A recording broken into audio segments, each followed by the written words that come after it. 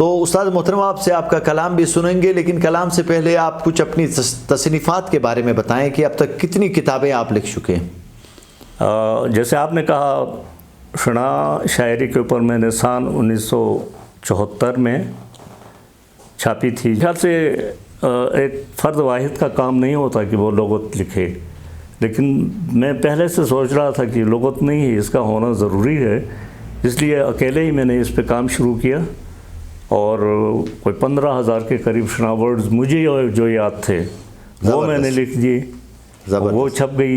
کہ مجھے ہر مشکل کام میں ہاتھ ڈالنے کی عادت ہے ماشاءاللہ. تو جو بھی کام نیا ہوتا ہے اس میں ضرور ہاتھ ڈالتا ہوں.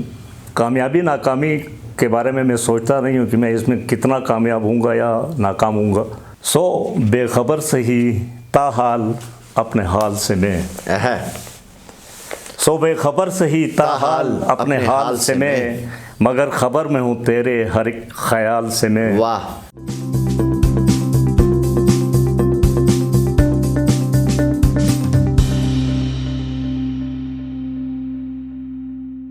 بسم اللہ الرحمن الرحیم. سیاحتی امکانات سے مالا مال گلگت بلتستان مختلف اور متنوع زبانوں کی سرزمین ہے. یہاں پہ شعر کہنے والے لوگ موجود ہیں، ادب سے محبت کرنے والے لوگ موجود ہیں. ایک وقت تھا کہ جب گلگت بلتستان میں اردو بولنے والوں کی خال خال تعداد یہاں پہ موجود تھی، خال خال یہاں پہ لوگ موجود تھے، لیکن وقت کے ساتھ ساتھ ان پہاڑ بن علاقوں میں اردو جو کہ ہمارے رابطے کی بھی زبان ہے اور اس کی ترقی و ترویج اور ادب کی ترقی و ترویج میں یہاں پہ بہت سارا کام ہوا. بہت سارے لوگوں نے یہاں گلگت بلتستان میں ادب کی ترقی میں، ادب کی پرداخت میں اور قلم کی حرمت کو آگے بڑھانے میں بہت اہم کلیدی اور جاندار اور شاندار کردار ادا کیا.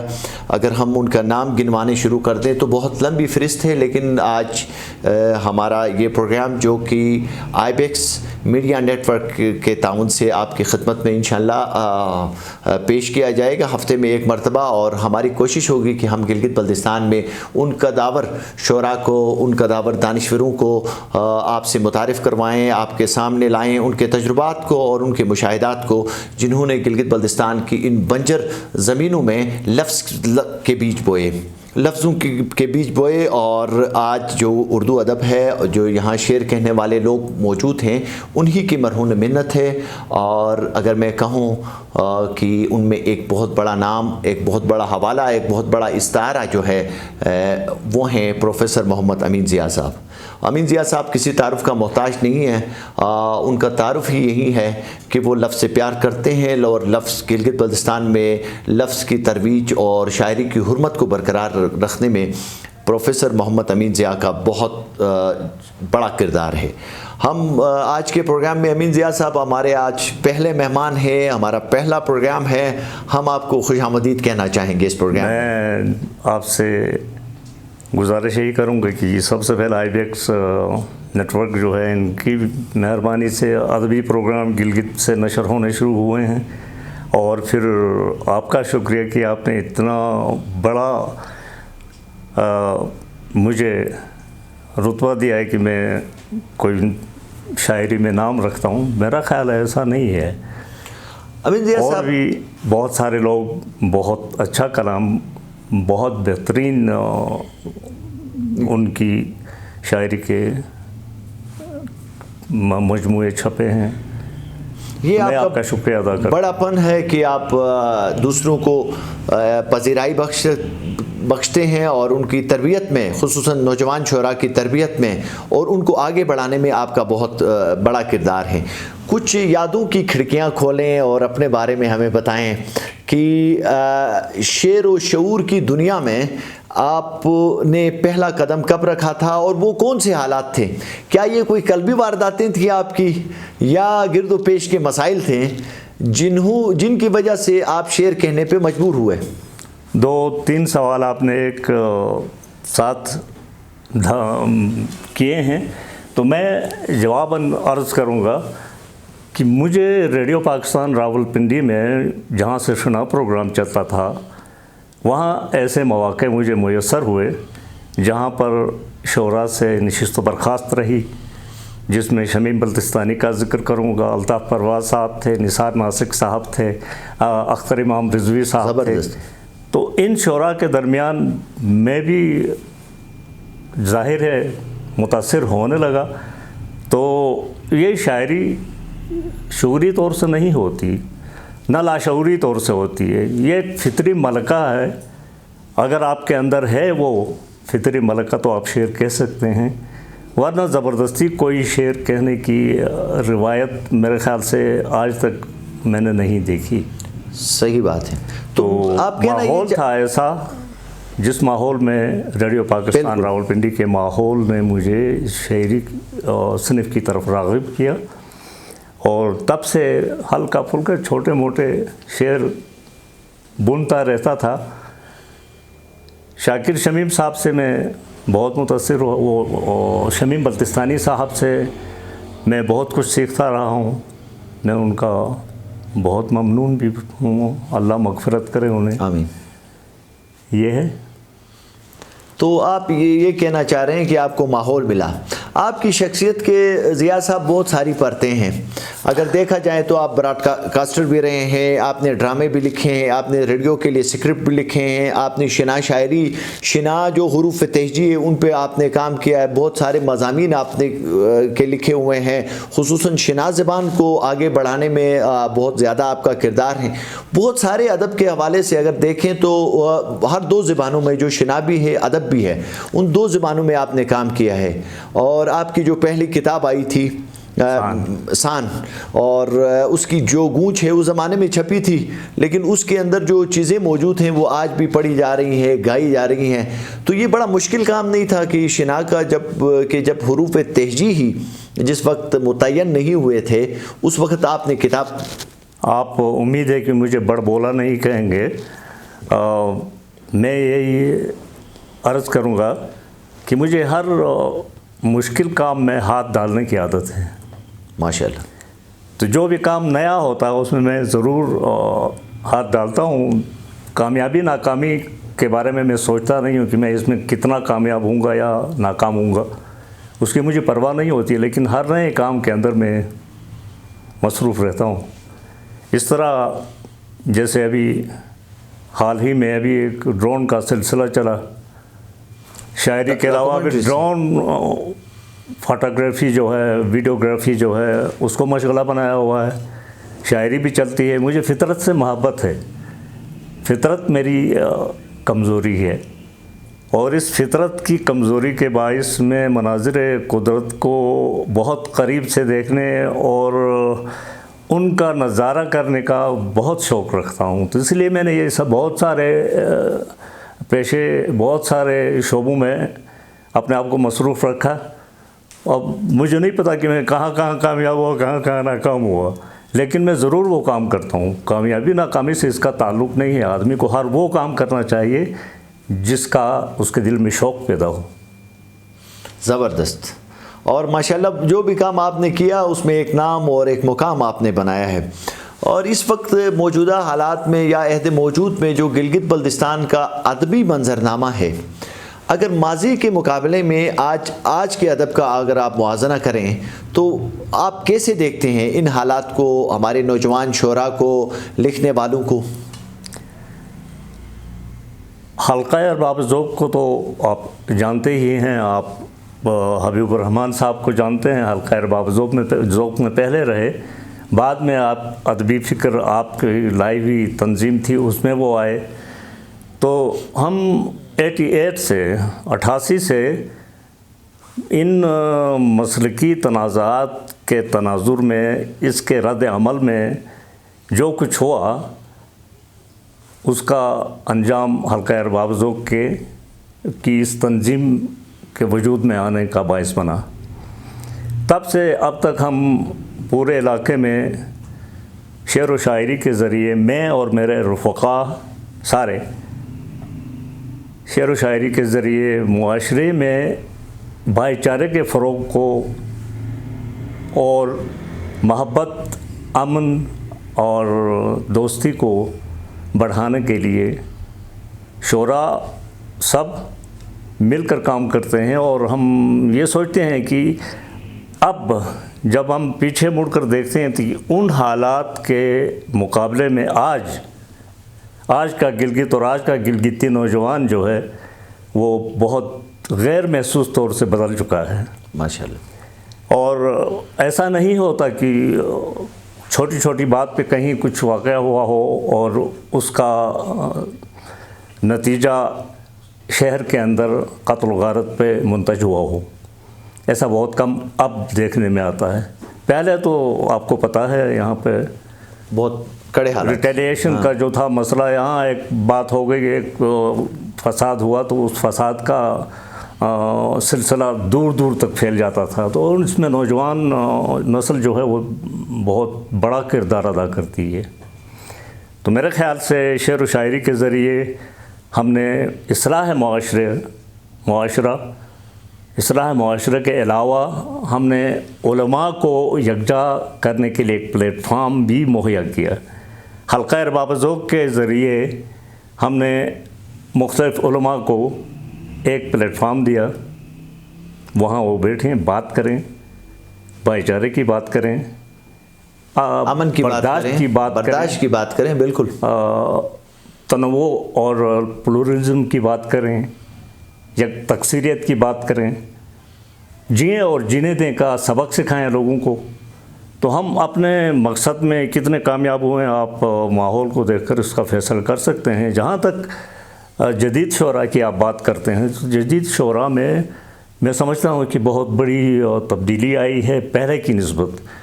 ہمارے دور میں ہمارے محترم استاد مرحوم راجی رحمت نظر ہوتے تھے. بالکل. حسن شاد مرحوم صاحب. بالکل. اس طرح دوسرے شعراء تھے. ان کا ایک اساتذہ کا اسلوب تھا، سرپرستی والا. بالکل. اساتذہ کا اسلوب مطلب یہ کہ وہ اپنی لکھنوی انداز کی شاعری، دہلوی انداز کی شاعری، تو اس شاعری کا اب اس کی چلن باقی نہیں رہی. اب یکسر شعر کا انداز، اس کو موضوع کرنے کا طریقہ بدل چکا ہے. لوگ نئے نئے استعارے، تشبیہات اور نئی تراکیب استعمال کرتے ہیں اور نئی باتیں لوگوں تک پہنچاتے ہیں. میں بہت خوش رہا اس بات کو. امید ہے آپ. جی ہاں، میں بہت مسرت محسوس کرتا ہوں کہ نئی نسل کی شاعری میں بہت عمدہ تبدیلی آئی ہے. زبردست. تو استاد محترم آپ سے آپ کا کلام بھی سنیں گے، لیکن کلام سے پہلے آپ کچھ اپنی تصنیفات کے بارے میں بتائیں کہ اب تک کتنی کتابیں آپ لکھ چکے ہیں. جیسے آپ نے کہا، شنا شاعری کے اوپر میں نے سن 1974 میں چھاپی تھی، جب آپ پیدا نہیں ہوئے تھے. بالکل.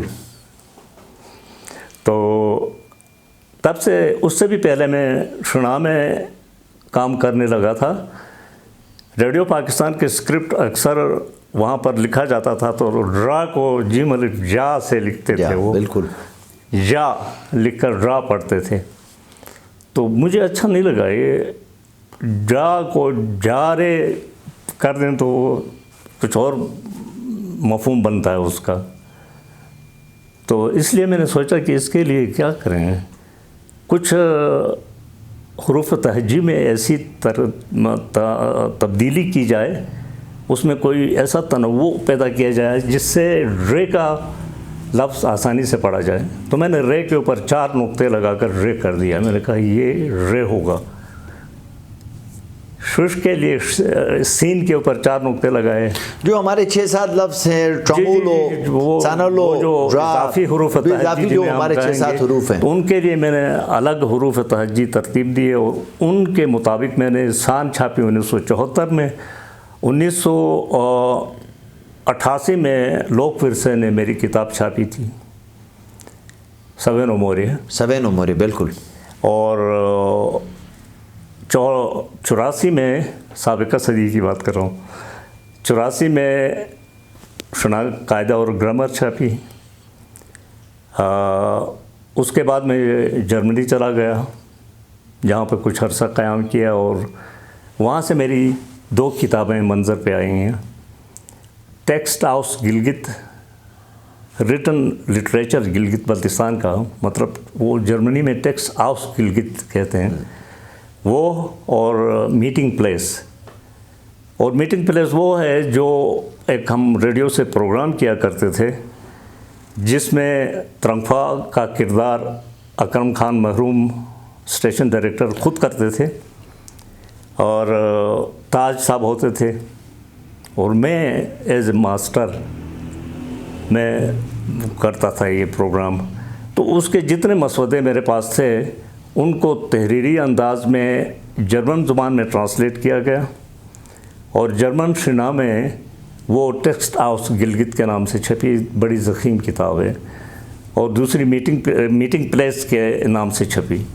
दूसरी जो टेक्स्ट हाउस गिलगित है उसमें ज़रबुल अमसाल हैं, कहावतें हैं, और रवायती खाने हैं, कौन से रवायती लिबास क्या है, और रहन सहन का अंदाज़, और मुहावरे वगैरह वगैरह, डिक्शनरी लुग़त। वहाँ से उन्होंने उसका जर्मन में ट्रांसलेशन की, और तर्जमे के बाद वो किताब वहाँ से छपी। 2 किताबें वो हो गई। तो 2010 में मेरी ये किताब आई सरोश ज़िया उर्दू में नहीं छापना चाहता था, मुझे अभी पशेमानी है कि मैंने क्यों छापी है। नहीं, ऐसी बात नहीं है, मैं सच बात कर रहा हूँ, कहने में कोई बात नहीं है। इसको और साफ नहीं, सर इत्मीनान का दूसरा नाम जो है ना वो आपकी अदबी मौत होती है, और जब भी किताबें छपती हैं वक्त के साथ साथ तब्दीलियाँ तो आती जाती रहती हैं। यही मैं कहता हूँ ना कि इसको और ज़्यादा मुसफ़्फ़ा करके इस पे काम हो सकता था, और ज़्यादा तवज्जो दे के मुझे बाद में छापनी चाहिए थी। फिर भी ये जैसे छपी वैसे छपी, और फिर 2010 ही में मैंने शिना में लुग़त लिखी जो उर्दू ज़ुबान के साथ उसका तर्जुमा किया गया। मेरे ख़्याल से एक फ़र्द वाहिद का काम नहीं होता कि वो लुग़त लिखे, लेकिन मैं पहले से सोच रहा था कि लुग़त नहीं है, इसका होना ज़रूरी है, इसलिए अकेले ही मैंने इस पे काम शुरू किया, और कोई 15,000 के करीब शिना वर्ड्स मुझे जो याद थे वो मैंने लिख दिए, वो छप गई, वो आई है। उसके बाद ये घाटे का सौदा करना मैंने छोड़ दिया है। क्या है ये कारोबार ही ऐसा है कि इसमें आप नुकसान उठाते हैं, लेकिन इसमें कोई फ़ायदा होता नहीं है। जैसे मैंने पहले कहा है कि मैं फ़ायदा नुकसान या कामयाबी नाकामी नहीं देखता, हर उस काम में हाथ डालता हूँ जिसको दिल करता है, में झिझक महसूस होती है। क्या कहने, या जो मुकाबले वाले काम होते हैं, अनोखे काम, तीखे काम आप करते हैं।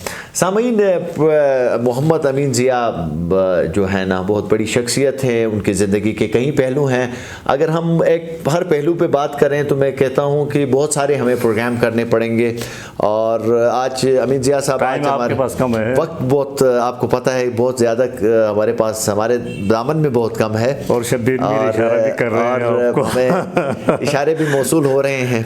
तो ये रुखसत जाने से पहले मेरी गुजारिश होगी कि अपना कलाम शायर बज़बान शायर, कोई कलाम आप हमारे सुनने वाले सामीन और नाज़रीन की खिदमत में आप पेश करें। ताज़ा कलाम तो मेरे पास था वो मोबाइल में, अब मोबाइल यहाँ ऑन करना मना है, तो मैं पुराना ही कोई कलाम सुना के। सो बेखबर से ही ताहाल अपने हाल से मैं, सो बेखबर से ही ताहाल अपने हाल से मैं, मगर ख़बर में हूँ तेरे हर एक ख़याल से मैं। वाह, मगर ख़बर में हूँ तेरे हर एक ख़याल से मैं, न लफ्ज़ इतने कदावर न तुझसे कोई शे है, न लफ्ज़ इतने कदावर न तुझसे कोई शे, बयान किस तरह करता तुझे मिसाल से मैं। वाह वाह, बयान किस तरह करता तुझे मिसाल से मैं, ये शायरी है फ़कत हीले सुकून दिल। क्या कहने, क्या कहने, ऐसे इदारतंद होना है। ये शायरी है फ़कत ये शायरी है फ़कत, ये शायरी है फ़कत हीले सुकून दिल, वगर न भागता हूँ शोहरत व कमाल से मैं। वाह वाह वाह वाह वाह वाह, क्या वगर न भागता हूँ शोहरत व कमाल से मैं। और जो चाहे पूछे नकीरेन बेधड़क मुझसे, वाह, जो चाहे पूछें नकीरेन बेधड़क मुझसे, कहने? हवास खो नहीं दूंगा किसी सवाल से मैं। वाह वाह वाह वाह वाह, क्या पुरदमाद ले जाए, क्या कहने। और तेरी ही शक्ल हंसी चार समत दिखती है, वाह, तेरी ही शक्ल हंसी चार समत दिखती है, असर पजीर हूँ इतना तेरे जमाल से मैं। वाह वाह वाह वाह वाह वाह वाह, असर पजीर हूँ इतना तेरे जमाल से मैं। तो ये इस तरह की शायरी है, इसे क्या बड़ी कहा? जानदार और बाकमाल शायरी है। सामीन, इसके साथ ही आज के प्रोग्राम का वक्त ख़त्म हुआ चाहता है और मैं उस्ताद मोहतरम आपका शुक्रिया अदा करना चाहता हूँ। एक नए प्रोग्राम के साथ आपकी खिदमत में फिर हाजिर होंगे। उस वक्त तक अपने मेज़बान एहसान शाह को इजाज़त दीजिए। अल्लाह हाफिज़।